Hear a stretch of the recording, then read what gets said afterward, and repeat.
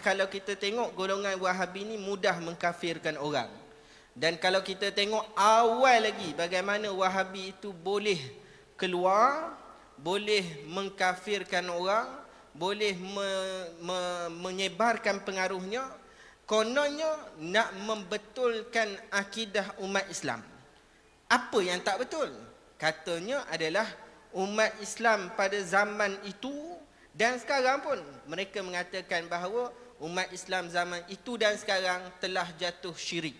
Isunya apa? Isunya katanya berkenaan dengan tawassul, Ustaz. Jadi sebab itu kadang-kadang bila membincangkan soal tawassul ni, golongan Wahabi ada yang membenarkan tawassul dengan orang yang masih hidup. Tetapi apabila bertawassul kepada orang yang telah meninggal, mereka kata haram dan syirik. Jadi mohon Ustaz Engku untuk membincangkan dan menjelaskan kepada kita tentang tawassul yang dibenarkan dalam Islam berserta dalilnya secara ringkas tetapi jelas. Silakan. Bismillah, alhamdulillah, wassalatu wassalamu ala rasulillah, amma ba'd. Tolong tunjukkan slide boleh ya? Okay. Sebelum saya pergi kepada menjawab soalan, just nak buktikan ya, apa yang disebut oleh Al-Fadhil Kiai tadi bukan hanya rekaan ya. Kadang-kadang Wahabi ni bila dia tak tahu dia kata tak ada. Ini kitab Kaifa Nafhamut Tauhid yang ditulis oleh Muhammad Ahmad Bashamil. Memang dia kata apabila dikatakan Abu Jahal dan Abu Lahab ini kecil dia punya print screen dia. Ini saya telah salin semula. Abu Jahlin wa Abu Lahab bin wa man ala dinihim minal musyrikin kanu yu'minuna billah. Ini yang Kiai sudah baca tadi. Kemudian boleh kata lagi ajib wa gharib ayyakuna Abu Jahlin wa Abu Lahab bin aksara tauhidan lillah. Lebih banyak bertauhid kepada Allah. Wa akhlasa imanan bihi, lebih murni iman dengan Allah. Minal muslimin allazina yatasaluna bil auliya was salihin. Berbanding dengan orang Islam yang bertawassul dengan para wali dan orang soleh dan memohon syafaat kepada Allah dengan mereka. Dan Abu Jahal dan Abu Lahab lebih banyak tauhid dan lebih murni iman berbanding orang Islam allazina yaquluna, yang sentiasa menyebut la ilaha illallah Muhammadur Rasulullah ya. Boleh dapatkan ya PDF ni, apa tu, Kaifa Nafhamut Tauhid. Jadi saya pergi kepada menjawab soalan tadi, iaitu golongan Wahabi membenarkan tawassul dengan orang yang masih hidup. Dengan orang hidup tak apa, tetapi mendakwa tawassul dengan orang mati adalah haram ya. Jadi bagaimana sebenarnya tawassul yang dibenarkan dalam Islam dan apakah dalil secara ringkas?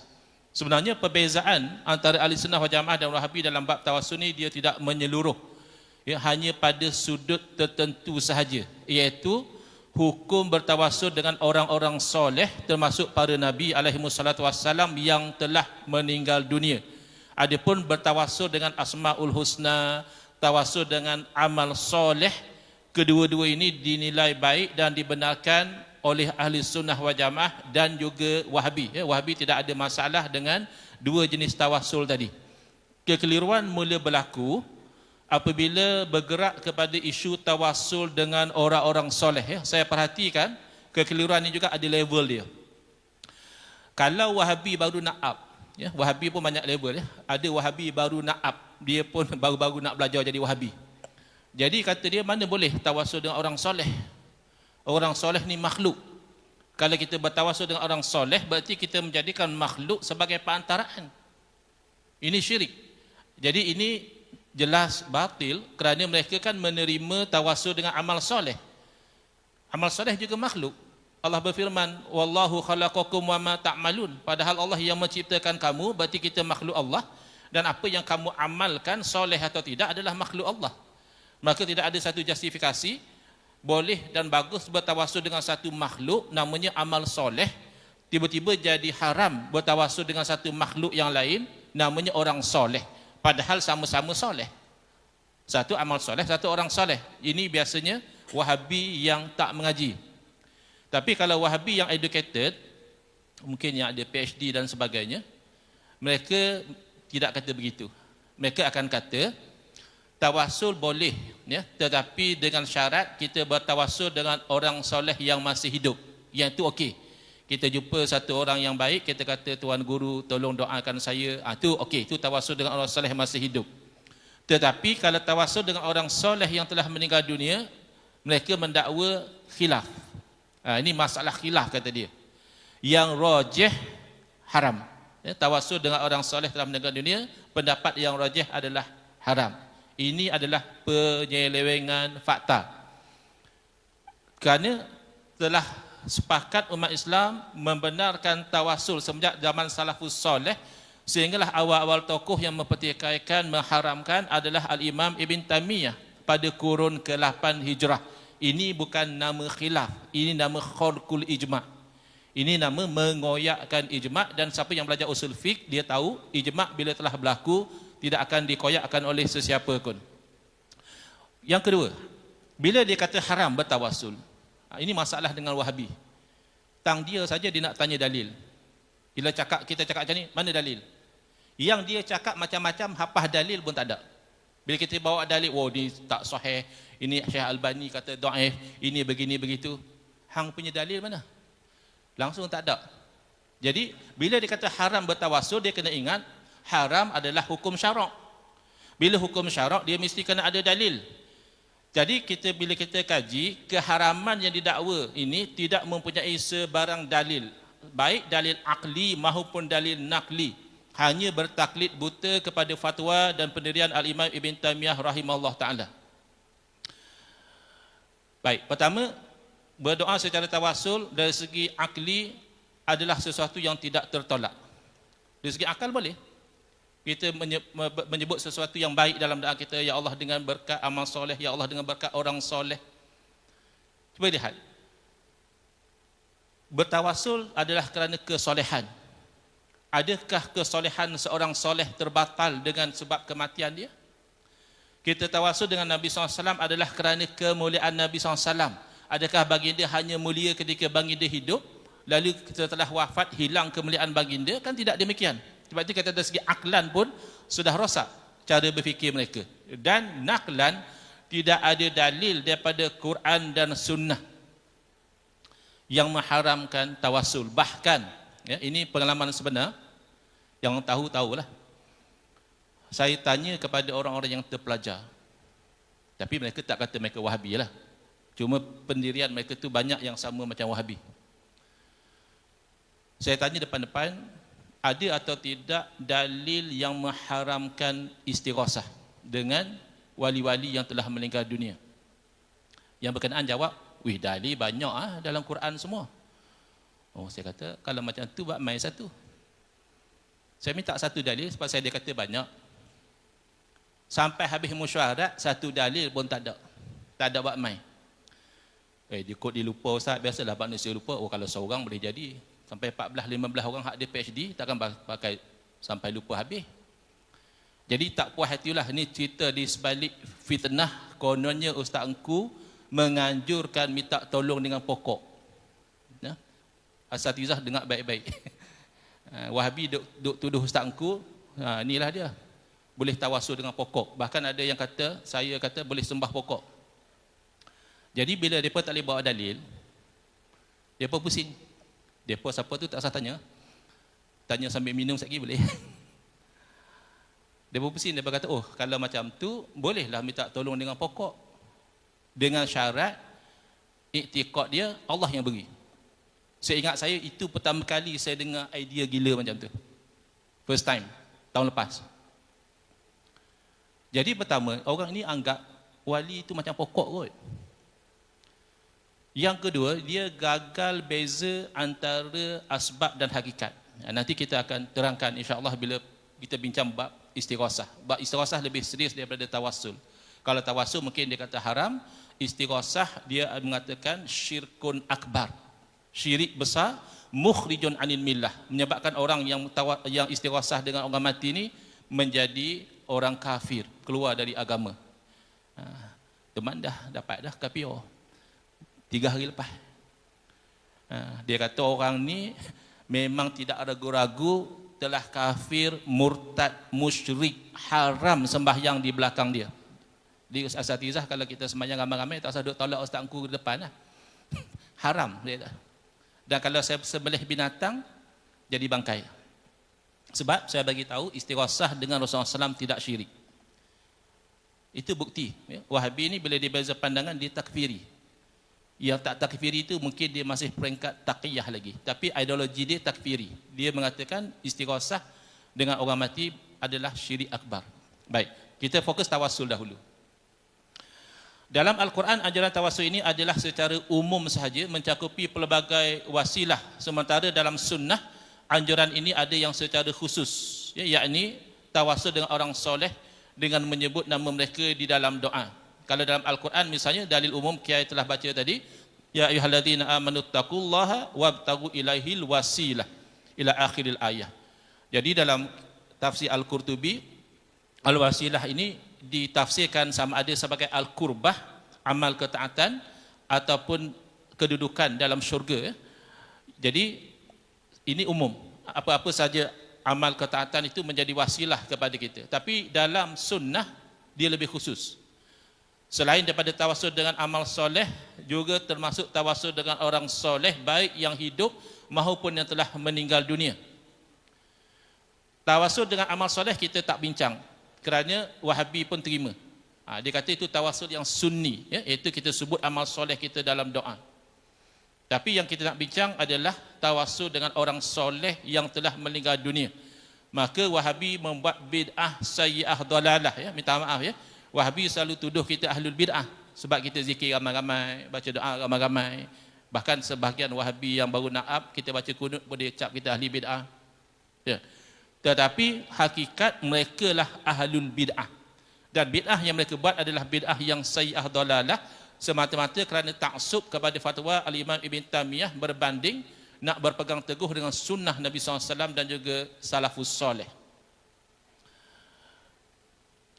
Mengharamkan tawassul dengan orang yang telah meninggal dunia ini, sebagaimana disebut dekat atas, adalah bid'ah dalalah semata-mata tahakkum, meletakkan hukum mengikut selera sendiri tanpa bersandarkan dalil. Sebagaimana Imam Ibn Taymiyah sendiri tidak mendatangkan dalil ketika mempertikaikan amalan tawassul, maka demikian juga Wahabi gagal mendatangkan dalil untuk mengharamkan tawassul. Jadi mereka mendakwa, kenapa boleh tawassul dengan orang saleh yang masih hidup? Kerana kata dia, orang yang masih hidup dia ada taklif. Maka bila kita minta dia doakan, maka orang itu dituntut untuk mendoakan. Sedangkan orang saleh yang telah meninggal dunia tidak lagi melakukan demikian. Ya, ini tidak benar. Dan bercanggah dengan dalil akli dan nakli. Bahkan bercanggah juga dengan kefahaman Al-Imam Ibn Taymiyah sendiri. Dan kefahaman ilmuwan-ilmuwan Wahabi sendiri. Yang mana mereka tidak menolak kemungkinan bahawa orang-orang mati yang telah meninggal dunia boleh mendoakan kebaikan untuk orang-orang hidup. Kalau Wahabi yang dalam Facebook tu tak sakira lah. Kadang-kadang dia tak tahu apa pun. Ini Wahabi yang educated.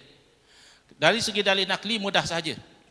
Iaitu ia adalah jaiz aklan, tidak mustahil. Harus Allah Ta'ala menjadikan, menyebut nama-nama orang soleh yang telah meninggal dunia itu sebab diperkenankan doa. Sebagaimana menyebut amal soleh juga sebab diperkenankan doa. Ya. Dalil nakli ada dalam hadis-hadis berkaitan, walaupun hakikatnya sama ada orang itu telah meninggal dunia atau boleh mendoakan ataupun tidak, tak relevan sebenarnya. Kerana asas doa tawassul adalah menyebut sesuatu yang mulia. Amal soleh, kita tak boleh kata amal soleh berdoa untuk kita, tetapi tetap itu sepakat boleh tawassul dengan amal soleh. Tak timbul, orang tak bincang pun amal soleh kita yang dah berlalu tu boleh mendoakan kita atau tidak. Berarti boleh tidak boleh orang soleh itu mendoakan kita tidak relevan dalam bab tawassul, mungkin relevan dalam bab istighosah.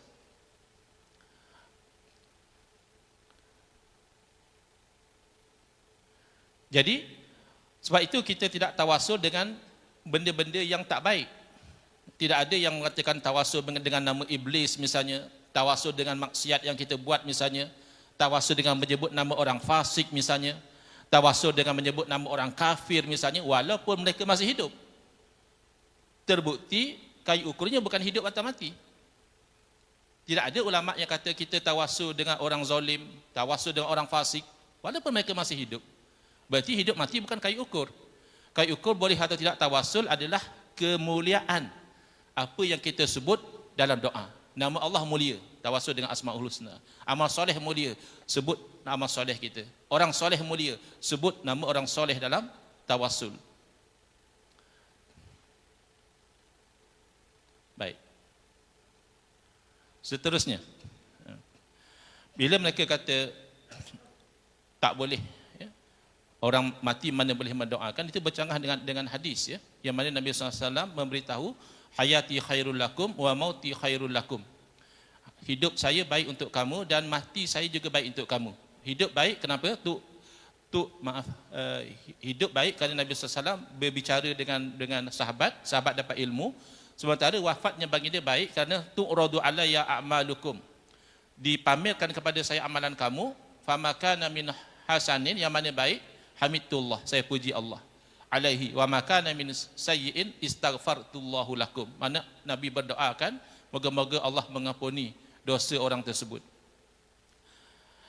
Jadi hadis ini dinilai mempunyai sanad yang baik, ya. Nanti bila dapat slide nanti boleh lihat. Tapi mungkin ada juga yang kata ini khususiyah untuk Rasulullah SAW saja. Jadi dakwaan khususiyah ini kan mesti ada dalil.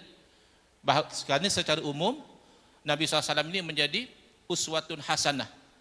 Ya, kalau kita nak kata itu khusus untuk Nabi saja, itu kena ada dalil. Pertama, tidak ada dalil bahawa mendoakan di alam ruh itu khusus untuk Nabi SAW, bahkan sebaliknya. Ada yang menunjukkan bahawa umum, ya, iaitu inna a'malakum tu'radu ala aqaribikum wa asyairikum minal amwat. Amalan kamu dipamerkan kepada orang-orang yang terdekat dengan kamu dan keluarga kamu yang telah meninggal dunia. Fa in kana khairan istabsharu. Kalau baik, mereka merasa gembira. Wa in kana ghaira zalika, kalaulah tidak baik, qalu, mereka berdoa, Allahumma la tumithum hatta tahdiyahum kama hadaitana. Ya Allah, janganlah engkau matikan mereka sehinggalah engkau beri hidayah kepada mereka sebagai engkau telah beri hidayah kepada kami. Jadi bukan sahaja tidak ada dalil mengkhususkan doa selepas mati itu kepada Nabi SAW, bahkan menunjukkan berlaku kepada selain daripada Nabi SAW. Yang menariknya, tokoh idola Wahabi iaitu Syekh Al-Albani asalnya menilai hadis ini dhaif. Beliau kemudiannya membuat penilaian semula dan selepas itu membatalkan penilaian dhaif tersebut lalu menilainya sahih. Ya, Syekh Al-Albani sendiri. Katalah dhaif sekalipun, ia tidak menjejaskan kerana isi kandungannya itu masih selari dengan asal. Ya, asal tawassul dibenarkan. Cuma Wahabi mendakwa khusus untuk yang masih hidup saja. Maka aina dalilut taksis. Mana dalil yang mengkhususkan itu tidak ada. Jadi kalaupun dhaif, ia hanya menguatkan asal saja. Dan selari dengan hadis yang lain, yang mana Nabi SAW memberitahu tidaklah seseorang itu lalu di sisi kubur saudaranya yang beriman yang dia kenal ketika di dunia, lalu dia memberi salam kepadanya, kecuali yang mati itu kenal akan dia dan menjawab salam. Dan kita sedia maklum bahawa menjawab salam itu termasuk doa, dan hadis ini dinilai sahih. Dan Al-Imam Ibn Taimiyah sendiri dalam Majmu' Fatawa tidak menolak kemungkinan, bahkan beliau mengaku ada asar yang menunjukkan bahawa orang yang telah meninggal dunia boleh mendoakan orang yang masih hidup.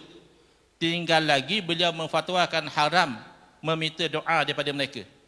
Maknanya dia kata boleh jadilah orang mati boleh berdoakan, tapi kita minta mereka doakan haram.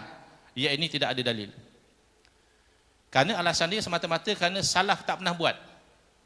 Kita tahu at-tarku la yaqtadi at-tahrim.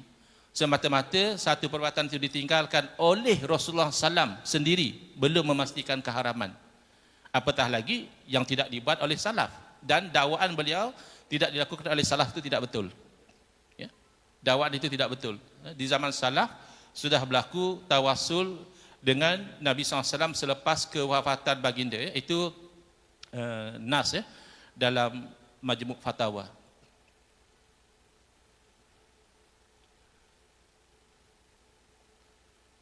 Jadi kalau orang itu ikhlas nak cari kebenaran, mereka akan sedar bahawa pengharaman tawassul adalah berhukum tanpa dalil. Kadang Wahabi sembang kencang, agama ini terbina atas dalil, kita setuju. Tapi bila kita tanya dia dalil, tak ada. Dia hanya kata dalil banyak. Jadi jelas berlaku disebut dalam kitab Fathul Bari. Habis dah masa. Habis dah. Tapi tadi Kiai bagi izin lebih sikit daripada dia. Ya. 2 minit lagi. Okey. 2 minit pun saya nak bagi tahu tadi apa Ustaz Hafiz sebut satu benda yang saya rasa Wahabi dengar pun nak termuntah juga. Saya walaupun Wahabi benci saya sayang Wahabi. Sebab sayang Wahabi itu saya duk terang juga apa masalah kebatilan Wahabi. Jadi Ustaz Hafiz kata kami ni singa aswaja. Kalau Kiai Idrus Hafizahullah saya setuju. Kalau digelar beliau tu singa aswaja. Tapi kalau Ustaz Engku disebut singa aswaja, kesian Wahabi. Dua baldi dia muntah. Dan saya secara jujur pun saya tidak rasa saya sampai level itu, saya hanya level kucing je. Kucing boleh jadilah miau-miau slow-slow macam tu. Tapi saya bergurau, saya cakap oleh kerana kebanyakan Wahabi tu level tikus, maka kucing pun jadi nampak macam singa, padahal baru kucing je. Baik, sambung. Jadi dalam kisah ini yang mana satu orang lelaki atau dalam satu riwayat dikatakan lelaki tersebut adalah Bilal bin Haris Al-Muzani, iaitu sahabat Nabi, bukan sekadar tawasul, bahkan istighasah, iaitu meminta tolong kepada Nabi SAW dengan kata beliau, ya Rasulullah, wahai Rasulullah, istasqi li ummatik, tolonglah doakan minta hujan buat umatmu. Jadi komen daripada Syekh Ibn Baz, dia kata ma fa'ala hadzal rajul batilun wa wasilatun ila syirki. Ini masalah. Hatta yang dibuat oleh salaf pun bila tak kena dengan fatwa Imam Ibn Taimiyah dikatakan batil dan wasilah kepada syirik. Ini bukan pergerakan salaf. Bila sampai berita ini kepada Sayyidina Umar orang radhiyallahu anhu, orang yang tegas, tak ada komplain. Dan bila sampai berita kepada khalifah, dia jadi masyhur. Tidak ada satu sahabat pun yang komplain. Berarti telah ijma' di zaman sahabat lagi, tawasul dengan orang telah meninggal dunia itu tidak jadi isu. Baik. Terus, sebenarnya yang mereka anggap sebagai dalil adalah akalan-akalan mereka yang tidak kesampaian di dalam berinteraksi dengan athar para sahabat, iaitu dalam athar yang sahih. Ini masalah zaman kita ni. Saya pegang hadis sahih, Ustaz. Ustaz nak lawan hadis sahih ke? Bukan. Hadisnya sahih, tapi kefahamannya batil. Jadi cara faham tidak sahih, iaitu saya dah tak tengok moderator dah sebab saya tahu masa dah habis. Tak apa, insya-Allah saya dah kau tim dengan Kiai tadi. Jadi ini hadis sahih. Rawahu Bukhari, iaitu bagaimana Sayyidina Umar bin Al-Khattab radhiyallahu anhu apabila berlaku kemarau istisqa dengan tawassul dengan Al-Abbas radhiyallahu anhu dengan doa beliau, Allahumma inna kunna natawassalu ilaika bi nabiyyina fatusqina. Kami dulu tawassul dengan nabimu, engkau beri hujan kepada kami. Wa inna natawassalu ilaika bi ammi nabiyyina fasqina. Sekarang kami bertawassul dengan bapa saudara kepada nabi kami, maka berilah hujan kepada kami. Jadi kata Wahabi, inilah dalil. Tak boleh tawassul dengan orang mati. Kalau boleh tawassul dengan orang telah meninggal dunia, kenapa Sayyidina Umar tak tawassul direct dengan Nabi SAW? Kenapa tawassul dengan Al-Abbas? Pertama, bukan dalil. Tidak ada langsung dalam kejadian tersebut. Misalnya, Sayyidina Umar mengatakan, oleh kerana haram bertawassul dengan orang mati, maka saya bertawassul dengan orang hidup. Tidak. Bahkan, kefahaman Wahabi ini adalah satu kezaliman terhadap hadis yang sahih ini. Kerana terbukti ada sahabat yang mengajar doa tawassul selepas Nabi wafat. Dan yang kedua, ada indikasi yang disebut dalam Al-Mustadrak, yang menunjukkan sebab sebenar kenapa Sayyidina Umar tawassul dengan Al-Abbas, iaitu bila selesai beliau berpidato memberitahu kepada orang Islam, beliau berkata, inna Rasulullah sallallahu alaihi wasallam kana yara lil Abbas ma yara al waladu liwalidihi. Adalah Nabi SAW ketika baginda hidup, baginda memandang, yakni melayan Al-Abbas ni macam anak layan bapa. Yu'azimuhu, dia memuliakan dan sebagainya. Faqtadu, ini tujuannya. Faqtadu ayyuhan nas bi Rasulillah SAW. Maka hendaklah kamu ikut ambil contoh. Maka hormatilah Al-Abbas wattakhizuhu wasilatan ilallah. Jadi tujuan Sayyidina Umar bertawassul dengan Al-Abbas bukan kerana Nabi SAW dah wafat, tetapi kerana nak ikut sunnah Nabi memuliakan Al-Abbas. Jadi menjadikan seseorang itu wasilah adalah satu kemuliaan, satu sikap memuliakan. Dan ini disokong oleh kata-kata Al-Abbas sendiri, iaitu beliau menerangkan faqad tawajjahal qaum bi ilaika limakani min nabiyyika. Jadi orang ramai ini bertawajuh kepadamu dengan wasilah aku kerana aku ada kedudukan di sisi nabimu, bukan kerana nabimu dah wafat. Jadi sebagaimana yang difahami oleh golongan Wahhabi. Jadi tawasul yang diajar oleh Utsman bin Hunayf radhiyallahu anhu juga menunjukkan bahawa para sahabat tidak masalah bahawa doa tawasul itu dibaca ketika Nabi SAW dah wafat. Tidak ada kaitan. Nabi tetap mulia ketika baginda hidup dan selepas baginda wafat. Hadza wallahu a'lam. Satu penerangan yang baik daripada Ustaz Engku, singa Aswaja yang mana ditakuti oleh Wahhabi dan ditakuti juga oleh peserta program kita ni Ustaz. Sampai tak nak duduk depan, pakai duduk belakang semua tu. Kursi masih ada depan, boleh duduk depan. Kalau nak tidur pun jangan risau. Kedua-dua singa Aswaja kita takkan terkam orang yang tidur, tak ada masalah. Jadi boleh ada depan lagi ni ada kosong, boleh isi dulu tempat kosong supaya dapat visual yang jelas dan boleh bagi perhatian yang baik insya-Allah.